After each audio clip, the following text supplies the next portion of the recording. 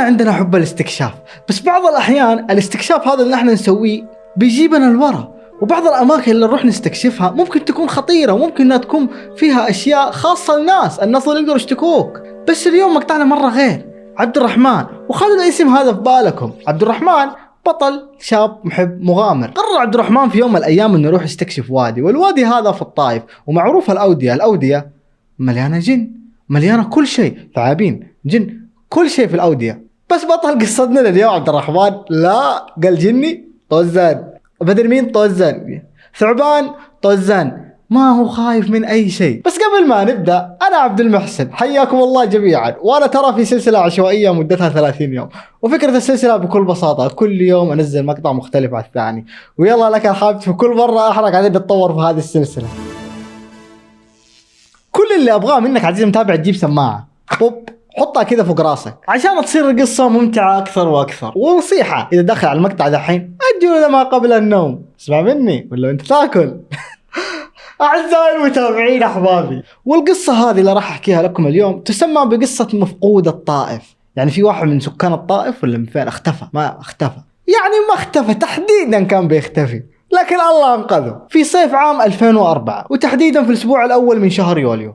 كان هناك واحد لطيف حبوب اسمه عبد الرحمن، وعمره في 30، وكان موظف في أحد شركة الاتصالات في جدة. كان معروف بين أصحابه، أهله، جيرانه، راعي المسجد، إنه يحب يستكشف، يموت في شيء اسمه ودائما يروح أماكن كذا نائية ما فيها أحد، فاضية، والأماكن هذه الفاضية عادة تكون خطرة. وجاء الصيف، وفي ذاك الصيف تحديدا في سنة 2004 قرر عبد الرحمن حبيبنا ياخذ إجازة من دوامه. يلا سلام عليكم شركة الاتصالات، على إجازة. ومعروف جو جدة في الصيف مرة حار. قرر عبد الرحمن ياخذ إجازة ويشبع من جدة وزحمتها. بس رحلة حبيبنا عبد الرحمن أخذت منعطف ثاني عن اللي هو يبغاه، وقرر إنه يروح في الرحلة هذه وادي ما بين الطائف والمدينة، اللي هو وادي الطائف. ومعروف هذا الوادي يبعد عن المدينة 70 كيلو، والوادي هذا مرة جميل، جبال داخله كذا، أودية عميقة، وكان سحر المكان الخاص لما تجي أمطار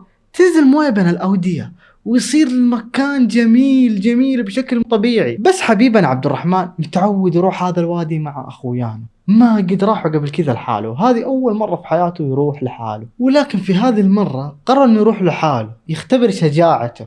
يا عبد الرحمن ما هو وقتك تختبر شجاعته، وراح يختبر شجاعته لوحده في وسط وادي. انت عند الجن، طالما اني انا بعيد على ازعاج جدة وهالجدة بروح استكن هناك.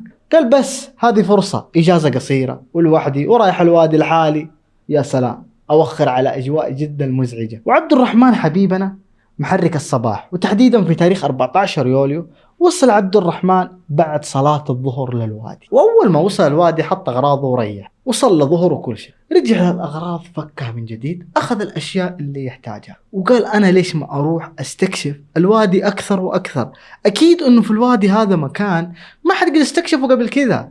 بدل ملابسه وأخذ ملابس حق التخييم، وكان معاه كاميرا لأنه هو يحب يصور. قال ليش ما أوثق هذه الرحلة واتركها ذكرى للعمر، بحكم انه راح قبل كذا الوادي، عارف الوادي من فوق الى تحت. قال ليش ما انا اسلك طريق جديد، لانه النهر هذا اللي في الوادي راح يوديني لمكان ما حد قد راحه قبل كذا. وانطلق حبيبنا عبد الرحمن. بس عبد الرحمن، انا لو كنت معاك صراحة ضربنا انا وانت، وقعت معركة ما يعلم فيها الا الله.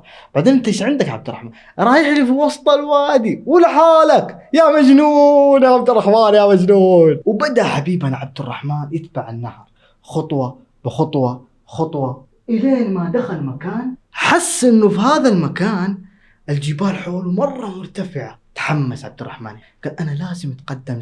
وبدأ يتقدم عبد الرحمن، وحسن ما يقول عبد الرحمن إنه أنا كل ما أخطي خطوة كنت قاعد أخش في ضباب، والضباب هذا كل ما له يزيد. يا الله في ضباب حولي، أنا كيف أرجع دحين؟ يا الله لازم أرجع قبل المساء، بشوف إيش في الوادي. طيب قبل ما أرجع قرر عبد الرحمن ينزل في الوادي أكثر. مشي مسافة نص ساعة نزولا من الوادي، وصل لمنطقة معينة صار الضباب فيها مرة قوي. هنا حس عبد الرحمن بالخطر وحس بارتباك. يا ويلي أنا في الضباب، لازم أرجع.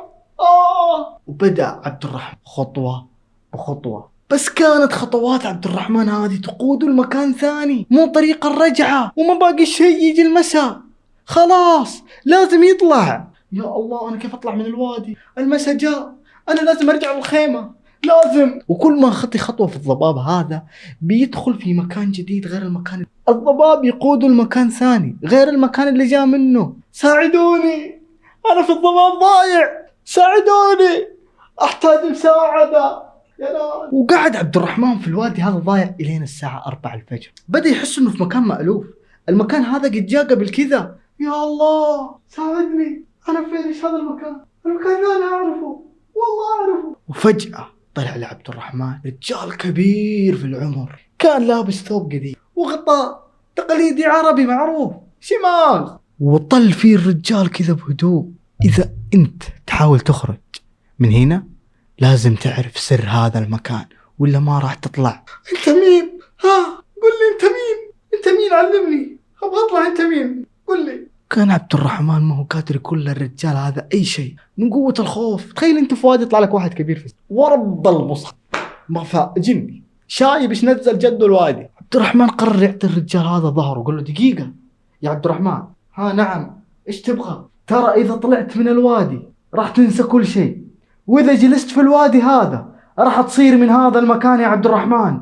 ها عبد الرحمن لازم أحد ينقذ من الوادي. التصرف الوحيد اللي سواه عبد الرحمن يجري ويجري عبد الرحمن، ويجري عبد الرحمن، ويجري عبد الرحمن، ويجري عبد الرحمن، ويجري عبد الرحمن، ويجري بكل ما أوتيه الله من قدرة في الجري. قاعد يجري عبد الرحمن من شدة الخوف، وكان مو مخطط فين يجري بالضبط، كان يجري بشكل عشوائي. وقاعد يستمر عبد الرحمن في الجري بشكل عشوائي، ولكنه ما هو قادر يهرب من الشعور اللي داخله، حاسس انه المكان قاعد يلتف عليه. اول جات الساعة 54 دقيقة بدأ النور يطلع، وبدأ يوضح لعبد الرحمن خيوط للطريق اللي جاء منه. عبد الرحمن ما هو غبي، هو اتخذ خطوة واحدة انه راح للوادي لحاله، وهذه كانت اكبر غلطة لعبد الرحمن. وقدر عبد الرحمن يعود له. أخيرا خيمتي، أغراضي وخيمتي. عبد الرحمن وصل لأغراضه وخيمته أخيرا، أخذهم وفقع على السيارة وهرب من المكان.